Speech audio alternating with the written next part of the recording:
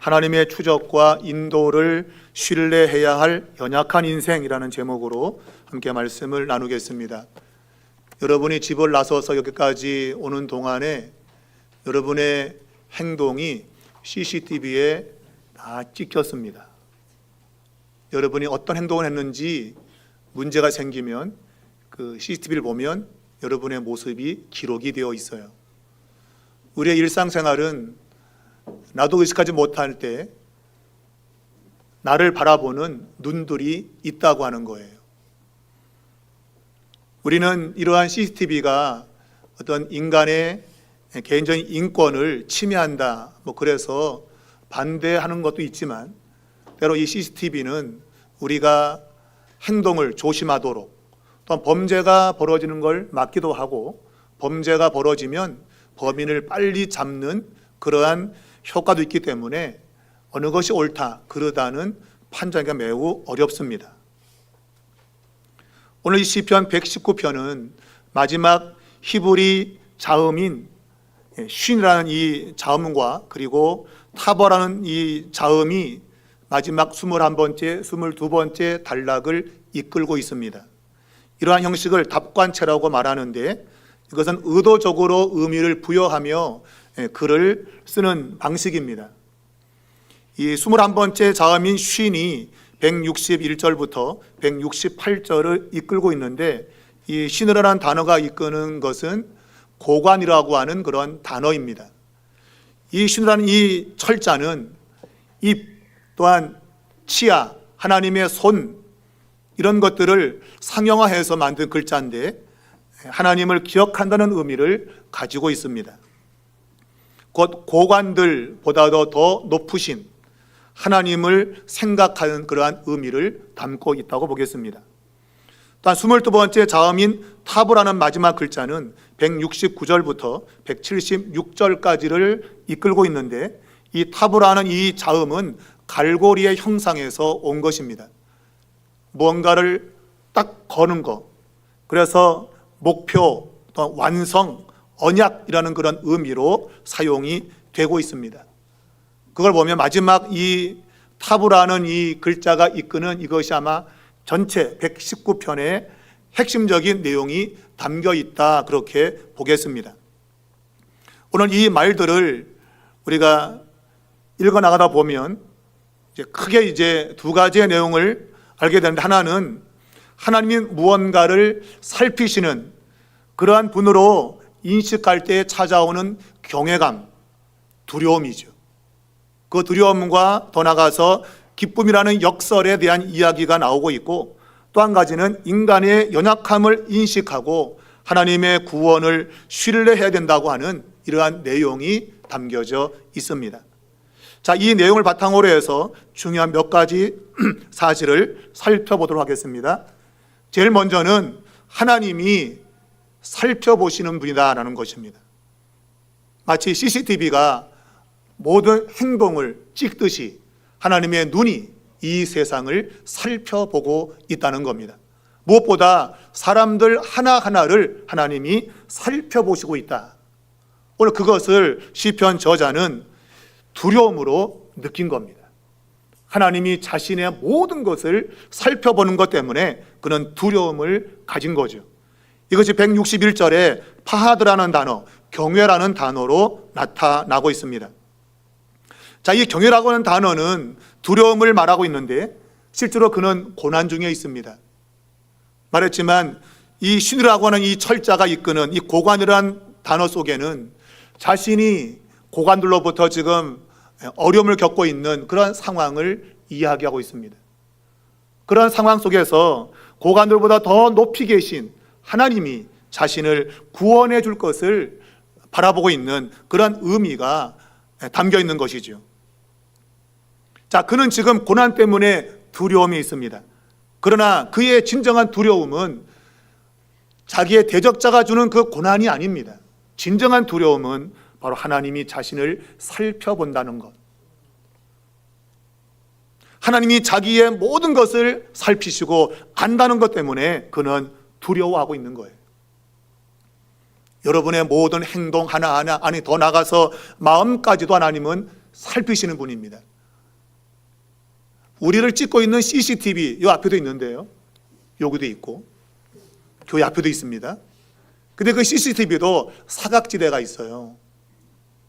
그러니까 이 찍지 못하는 그런 곳에서 죄를 사람들을 지으려고 그러죠.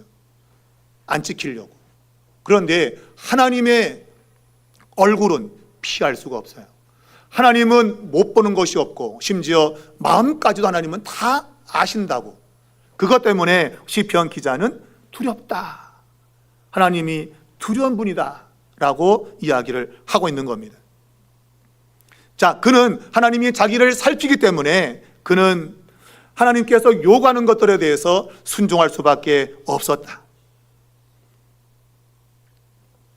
우리가 욥기 31장 4절을 보면 그가 내 길을 살피지 아니하시느냐, 내 걸음을 다 세지 아니하시느냐. 나의 모든 행동을 다 알기 때문에 내가 그분의 법을 떠나면 심판이 있다고 하는 그런 두려움을 가지게 된 거예요. 그래서 그는 하나님의 말씀의 법에 대해서 순종했다고 고백하고 있습니다. 그런데 그 순종이 무서워서 하는 그런 순종이 아니라 그런 기쁨의 순종임을 이야기를 하고 있는 거예요. 하나님을 두려워하고 있습니다. 그런데 그 두려움은 단순한 공포심 때문에 오는 것이 아니라 기쁨이 동반되어진 순종으로 이어졌다고 그가 고백하고 있어요. 왜냐하면 순종을 했더니 그의 삶에 큰 평안이 있었다는 것이 경험되었기 때문이에요. 우리는 뭔가 두려워서 뭔가를 하는데, 근데 순종을 해보니 그 순종의 결과가 내게 큰 평안으로 찾아왔다는 거예요. 그것이 그에게는 이제는 기쁨으로 순종하는 것이 되었다라고 이야기를 하고 있습니다. 우리가 이 평안이라고 하는 단어는 샬롬이라는 단어인데, 바로 이것은 구약의 개념에서 매우 중요한 개념입니다. 이 평안은 세 가지의 의미를 담고 있습니다. 첫 번째는 내적인 평안이죠. 우리의 마음에 평안이 오는 것. 두 번째는 사회적인 안전. 이 세상 살면서 내 삶이 안전하게 보장되는 것. 거기에서 평안을 가지는 겁니다. 그리고 세 번째는 종말론적인 구원. 이것이 제일 중요한 거죠. 마지막 날 하나님이 나를 완전하게 구원시켜주는 그것에서 샬롬의 평안을 누리게 된다는 거예요. 그래서 그는 하나님의 그 살펴보시는 것 때문에 두려움이 왔는데, 근데 그 두려움이 이제는 큰 평안이 경험되면서 기쁨의 순종으로 바뀌었다라고 고백하고 있는 거예요. 여러분과 저가 하나님을 생각할 때 그분이 나의 모든 것을 본다는 것 때문에 공포감의 순종이 아니라 기쁨의 순종이 될 수 있길 바랍니다. 여러분이 말씀에 순종한다면 여러분은 큰 평안을 경험하게 될 것입니다. 그 평안이 여러분을 하나님 말씀에 대해서 기쁨으로 순종케 만든다고 하는 것, 이것이 시편 기자의 고백인 것이죠. 그래서 그는 자신의 마음이 주의 증거를 지극히 사랑한다고 고백하고 있습니다. 지극히 하나님 말씀을 사랑해야 돼요. 억지로 하는 것이 아니고 지극한 사랑으로 하나님을 순종했다, 그렇게 고백하고 있는 것입니다. 자, 오늘 이 본문에 보게 되면 하나님을 경외한다고 하는 것은 존경심을 말하는 것이고, 진정한 사랑은 이러한 존경심에서 오는 겁니다. 때로 우리는 사랑을 너무나도 아주 얕게 생각하죠. 함부로 상대방을 대하면서 사랑한다는 말을 쓸 때가 있어요. 여러분, 그건 사랑이 아닙니다. 진정한 사랑은 상대방을 존중할 때 오는 거예요. 오늘 이 시편 저자는 하나님에 대한 경외감을 이야기하면서 그 경외감은 진정한 친밀감, 사랑으로 나타났다고 고백하고 있는 거예요. 여러분의 가정에서 남편이 아내가 남편을 대할 때도 사랑한다고 함부로 대하는 것은 사랑이 아닙니다. 진정한 사랑은 상대방을 존중하는 겁니다. 그의 무게를 인정해 주는 것, 이것이 진정한 사랑이요 친밀감이라고 하는 것을 오늘 시편 저자가 이야기를 하고 있어요. 자, 그는 하나님과의 친밀한 관계를 이야기하면서 오늘 본문에 보게 되면 하루 7번씩 찬양을 드린다고 이야기를 하고 있습니다. 하루 7번씩 하나님께 찬양을 드렸다. 우리는 찬양은 곡조 있는 기도라고 우리는 분명히 알고 있습니다. 곧 하나님과 대화하는 그러한 시간을 하루에 7번을 가졌다는 거예요.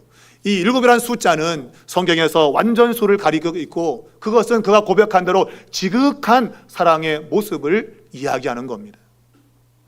하루 7번씩 그는 하나님께 찬양을 했대요.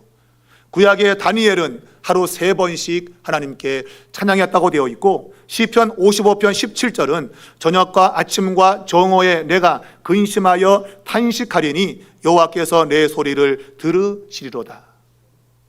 저녁, 아침, 정오 3번의 시간을 정하여 하나님께 기도했다고 말하고 있습니다. 여러분, 하나님을 사랑하십니까? 여러분은 음식을 맛있게 하기 위해서 어떤 레시피를 가지고 있죠. 그래서 저희 집에도 이거 계란 삶는 기계가 있는데, 그걸 몇 분을 딱 맞추고 딱 하면 정말 맛있게 계란이 익어져요. 그래서 그 시간을 재기 위해서 알람을 맞추죠. 그럼 삐리삐리 울면 탁 불을 끄면 되는 거예요. 그럼 아주 맛있게 계란이 익어지는데, 우리는 뭔가 음식을 맛있게 하기 위해서 그런 알람을 맞춰 놓죠. 그죠? 정확한 시간에 뭔가를 이루기 위해서.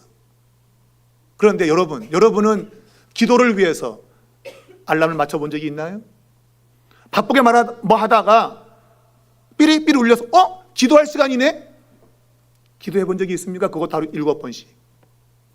7번에 내가 알람을 맞추면서 지금은 기도하는 시간이야 라고 해본 적이 있냐 말이에요. 7번은 고사하고 한 번도 해본 적이 있습니까? 시간을 맞춰놓고 시계가 울었어, 나 이제 기도할 시간이야, 하나님 기도합니다 라고 반응해 본 적이 있냐 말이에요. 그런 것이 없으면서 우리는 하나님을 사랑한다고 말이에요. 시편 저자 하루 7번이나 알람을 맞춰놓고 그는 하나님께 기도했다고 이야기를 하고 있어요. 여러분, 하나님에 대한 우리의 마음이 적어도 7번은 아니어도 적어도 하루에 한 번은 내가 알람을 맞춰놓고 울릴 때, 아무리 바빠도 그 시간은 내가 하나님께 기도하는 시간으로 만들어 놓은다면 여러분에게는 정말 하나님이 주시는 평안을 경험할 거예요. 여러분, 이 시간을 맞춘다고 하는 것은 질서를 의미합니다. 여러분이 막 사는 것은 여러분의 삶이 무질서한 거예요. 그냥 되는 대로 사는 거, 그거는 무질서한 거예요.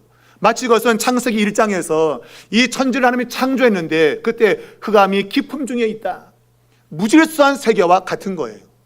그런데 하나님이 말씀을 통해서 하나님께서 질서를 잡아가시죠. 첫째 날에 빛이 있으라 그래서 빛이 생기면서 아침과 저녁이라는 시간이 발생하게 됩니다. 여러분, 우리의 인생 가운데에 이렇게 질서가 있는 것은 비로소 시간의 개념이 우리에게 주어지는 거예요. 이 말은 그냥 시간이라고 다 시간이 아닌 거예요. 무질서 가운데서 뭔가 질서가 잡히는 시간들이 내게는 시간이 된 거예요. 그렇지 않으면 나머지 모든 시간들은 다 무의미한 것입니다. 이것이 세월을 아끼는 지혜자의 모습인 거예요. 아무리 바빠도 우리는 알람을 맞춰놓고 하나님 지금은 기도할 시간입니다 라고 하나님께 기도할 수 있는, 적어도 이렇게 될 때 여러분의 삶의 질서가 잡히는 거예요. 그것이 비로소 시간이 되는 겁니다. 그게 창세기에서 보여주고 있는 질서라고 하는 거예요. 그런 질서를 따라 살 때 우리의 삶에 하나님이 주시는 평안이 경험된다고 오늘 시편 기자가 말하고 있는 겁니다. 사도 바울은 빌립보서 4장 7절에서 주님과 만나는 기도의 삶이 얼마나 중요한가, 문제를 만날 때 염려하지 말고 하나님께 맡기고 기도하면 하나님의 평강이 그의 마음과 생각을 지킨다고 했습니다. 우리의 삶에 하나님의 평강이 주어지면 문제가 더 이상 문제가 아니에요. 여러분과 저는 인생 살면서 문제를 여러 가지를 만날 거예요. 그러나 그것이 문제가 되는 경우는 우리가 기도하지 않을 때, 내 삶이 무질서하고 그냥 되는 대로 살 때 그건 진짜 문제가 되는 거예요. 그러나 기도의 시간을 정하고 알람을 맞춰서 하나님 앞에 기도하면 하나님께서 평강을 주셔서 더 이상 그것이 문제가 되지 않아요. 내 마음과 생각이 지켜지게 되고 평안함을 누리게 되는 겁니다.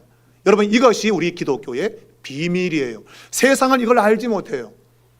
여러분과 제가 지금 이렇게 멀쩡하게 있는 것이 여러분 속이 멀쩡해서 그런 거예요? 문제가 없어 그런 거예요? 아니에요. 문제가 많지만 하나님에 대한 신뢰, 말씀에 대한 믿음, 그것이 우리의 얼굴에 근심보다는 희망을 주고 있다 이거예요. 여러분과 저가 그러한 삶이 이루어지길 바랍니다. 시편 저자는 하나님의 평강이 경험된 거예요. 그래서 그는 고백하기를 166절에 계명을 행한다고 말하고 있고, 또한 말씀을 즐거워한다, 기쁨으로 사는 삶을 고백하고 있으며 하나님의 말씀을 늘 기억하고 그의 사랑을 드러냈다고 176절에서 고백하고 있는 거예요. 여러분, 주님께서 우리에게 말씀했습니다. 그분의 계명을 가지고 지키는 자라야 그분을 사랑하는 것이다. 요한복음 14장 21절의 말씀이에요. 요한일서 5장 3절에는 하나님을 사랑하는 것은 그분의 계명을 지키는 것이다. 하나님 말씀으로 기쁨으로 우리가 지키게 될 때에 하나님께서 우리의 사랑을 인정하신다, 그런 말씀인 것이죠. 여러분과 저가 하나님에 대한 올바른 인식을 가져야 됩니다. 그것 하나님께서 여러분과 저를 지금도 유심히 바라보고 계시다고 하는 거예요. 그것이 우리에게는 때로 두려움은 찾아오지만 그 두려움이 우리의 삶을 구별시키고 그리고 순종으로 우리를 이끌어서 그러한 친밀한 관계 속에서 오는 참된 평안을 우리가 경험하게 된다고 하는 겁니다. 여러분, 여러분의 삶에 하나님을 인식하시기 바랍니다. 지금도 하나님 여러분을 바라보고 계십니다.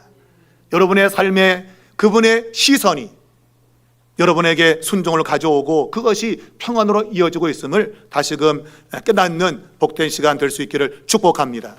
이어서 시편 저자는 자신의 연약성을 고백하고 있습니다.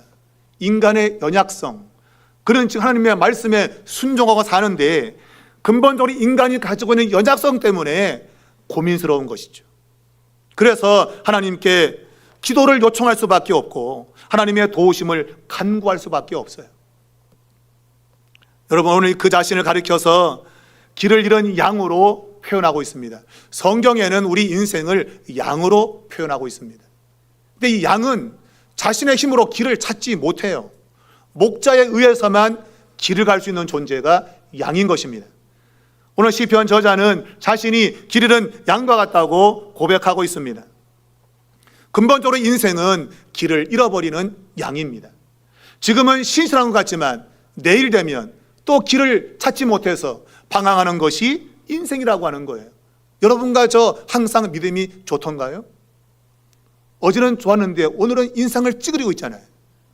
어제는 막 은혜 받았다 하는데 오늘은 그냥 근심이, 염려가 나를 누르고 있지 않습니까? 그게 근본적으로 우리가 가지고 있는 연약성이에요.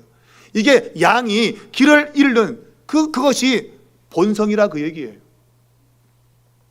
예수님이 요한복음 10장 16절에서 우리의 들지 아니한 다른 양이라는 말씀을 했습니다. 우리에 들어와서 목자의 관리를 받는 양도 있지만 우리 바깥에 있는 양들이 있다고 하는 거예요. 끊임없이 양은 우리 바깥에서 방황하는 그런 존재임을 주님께서 말씀하고 있고, 이사야 53장 6절은 우리는 다 양 같아서 그릇 행하여 각기 제 길로 갔다고 합니다. 여러분과 저도 옳은 길이 뭔지를 알면서도 가로 갈 때가 있어요. 이 가로 가는 거, 오늘 아침 먹으면서 제 아내하고 함께 가로 간다고 하는 거, 세로로 가야 되는데 가로로 가. 우리 인생이 그렇다 이거예요. 알면서도 의도적으로 그거 거부하는 그것이 우리 인간의 모습이라 이거죠, 여러분. 그것이 인간이 가지고 있는 보편적인 연약성을 이야기를 하고 있습니다. 자, 오늘 시편 저자는 그가 고난 속에서 그러한 연약함 때문에 고통 중에 있으니 자신의 기도를 들어달라고 오늘 69절과 70절에서 이르게 한다는 용어를 통해서 고백하고 있습니다. 하나님께서 자신의 기도를 들어달라고. 제가 서두에 말한 대로 22번째 자음인 타보라는 이 철자는 오늘 이 마지막 22번째 단락에서 카라브라고 하는 단어와 보라는 단어를 이끌고 있습니다. 이게 오늘 번역으로는 이르게 하다라는 단어입니다. 카라브라는 단어는 이르게 하다, 곧 자신의 부르짖음이 하나님께 도착하게 해달라고, 그것은 응답을 가리키는 겁니다. 또한 117절에 이르게 한다는 말은 보라는 단어인데 이것은 들어간다는 그런 단어입니다. 그 단어 앞에 타부가 이끌고 있는 것이죠. 마치 갈고리가 뭔가를 탁 거는 것처럼 나의 기도가 하나님께 탁 걸리도록, 그러니까 귀에 들려달라 그 얘기죠. 나의 기도가 하나님의 귀에 들려지게 하옵소서.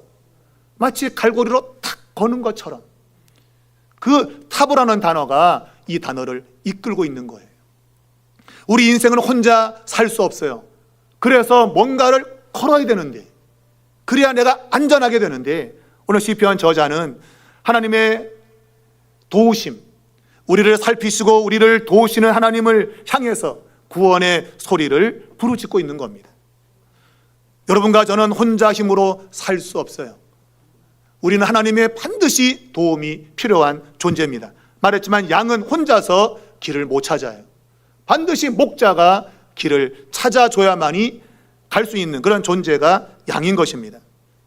이 말은 자기 자신이 지금 옳은 길을 가고 있지만 고난 때문에 지금 삐딱하게 갈 그러한 처지에 있으니 하나님 나를 도와주셔서 이 위기 상황에서 건져달라고 하나님께 호소하고 있는 겁니다. 여러분, 하나님이 개입하지 않으면 안 되는 거죠. 혼자서 가는 그 길, 갈 수 있으면 좋은데 결코 인생은 혼자 갈 수 없어요. 하나님이 반드시 인도해 주셔야 되고 하나님이 구원해 줘야 된다고 하는 것을 시편 저자가 이야기를 하고 있습니다. 그는 고난 속에 있습니다. 제가 서두에 말했지만 고관들이 그 힘과 권력으로 자기를 억누르고 있는 겁니다. 무제한 자기를 핍박하고 있는 이러한 상황에 있는 거예요. 그러므로 하나님이 개입하셔서 자신을 도와주지 않으면 살 수 없다고 지금 이야기를 하고 있는 겁니다. 자, 그러나 이것은 그냥 요구하는 게 아닙니다. 이것은 하나님의 약속에 근거하고 있는 거예요. 에스겔 34장 11절 이하에는 하나님이 친히 목자가 되셔서 잃어버린 자신의 백성들을 찾겠다고 그분이 말씀하셨기 때문이에요. 내가 너희를 찾겠다는 겁니다. 너희는 길을 잃은 양인데 너희를 찾으라고 내가 사람을 세웠더니 그들이 너희를 방치했다. 그러면 내가 직접 목자가 되어서 내가 너희를 찾겠다고 하나님께서 말씀하신 거예요. 그 말씀에 근거해서 지금 시편 저자가 하나님 나를 좀 찾아주십시오 라고 호소하고 있는 것이죠. 고난 가운데 주님이 오셔서 친히 목자로서 잃어버린 양 자신을 찾아달라고 지금 호소하고 있는 겁니다. 그래서 그의 기도가 하나님께 이르게 해달라고 이야기를 하고 있는 거예요. 여러분, 어려움을 겪고 있습니까? 오늘 이 시편 저자와 같이 하나님께 기도하시기 바랍니다. 우리는 하나님께 구할 수밖에 없습니다. 하나님이 우리를 돕지 않으면 우리는 절대로 살 수 없습니다. 여러분, 이것을 분명히 깨달아야 되는 것입니다. 성경 우리에게 약속하기를 반드시 그 기도를 하나님이 들어주신다고 하셨는데, 로마서 8장 26절에 보면 성령이 말할 수 없는 탄식으로 우리를 위해서 기도해 주신다고. 우리가 기도 못할 때 성령이 우리 안에서 말할 수 없는 탄식으로 기도함으로 우리가 구원될 것이라고 오늘 사도 바울이 로마서에서 이야기를 하고 있어요. 여러분, 하나님이 여러분을 찾으십니다. 그리고 여러분을 인도해서 마침내 구원으로 이끌어 갈 것입니다. 하나님은 약속을 이루시는 분이기 때문에 신실하게 그 약속을 이루신다고 하는 것, 여러분 반드시 기억하시길 바랍니다. 여기 보면 방황이라는 단어가 나오는데 이건 역시도 타부라는 단어가 이끌고 있습니다. 우리 인생은 방황하는데, 근데 말한 대로 목표까지 가야 되는데 가지 못하고 방황하는 거예요. 그때 이 타부라는 단어가 방황이라는 글자를 이끌고 있어요. 갈고리로 탁 고정해가지고 우리의 방황을 멈추게 한다는 거예요. 여러분, 하나님이 여러분이 방황할 때 여러분을 찾아내어서 여러분의 방황을 멈추게 할 겁니다. 이걸 믿으셔야 돼요. 믿는 자에게 하나님이 반드시 믿음대로 이루어 주시는 겁니다. 마지막으로는 그가 단순히 구원만 바라는 게 아니에요. 우리는 문제를 만나면 하나님이 구원해 주기를 힘있게 부르짖죠. 살려달라고. 그러나 시편 저자는 하나님께 구원만 요청하는 것이 아니라 하나님께서 의로우신 분이고 그리고 의의 길로 우리를 인도하신 분이니 하나님, 의로운 하나님을 자신이 찾겠다고. 이 말은 하나님께서 의를 원하시니 내가 의로운 길을 걷겠다고 하는 고백을 하고 있는 거예요. 우리는 단순히 문제만을 벗어나기를 원해요. 건강이 없으면 건강을 주기를 원하고 돈이 없으면 돈 받기를 원하고 그런 문제만 벗어나기를 원해요. 그런데 시편 저자는 고난 속에서 그런 구원도 원하지만 그런 하나님의 뜻대로 의로운 길을 걷겠다고 고백하고 있는 거예요. 여러분, 하나님께서 우리에게 요구하시는 것은 단순한 문제에서 벗어나도록 우리에게 기도하라고 요청하지 않습니다. 물론 기도해야 되지만 그러나 우리의 마음에 결단이 있어야 돼요. 무슨 결단? 바로 하나님이 의로우신 분이고 하나님 말씀이 의로운 계명이니 그 의로운 말씀을 따라서 살겠다는 거예요. 내가 고난을 벗어나기 위해서 불의와 타협하지 않고 끝까지 의로운 길을 걷겠다는 고백, 이것이 시편 기자의 고백인 것입니다. 그가 그렇게 할 수 있었던 이유는 마지막 176절을 보면 그가 주의 계명을 잊지 않았다고 하는 거예요. 하나님 말씀을 잊지 않을 때에 현재 방황 속에서도 그는 의의 길을 여전히 걸어갈 수 있게 되었다는 겁니다. 하나님의 말씀은 여러분 단지 스쳐가는 바람 같은 것이 아닙니다.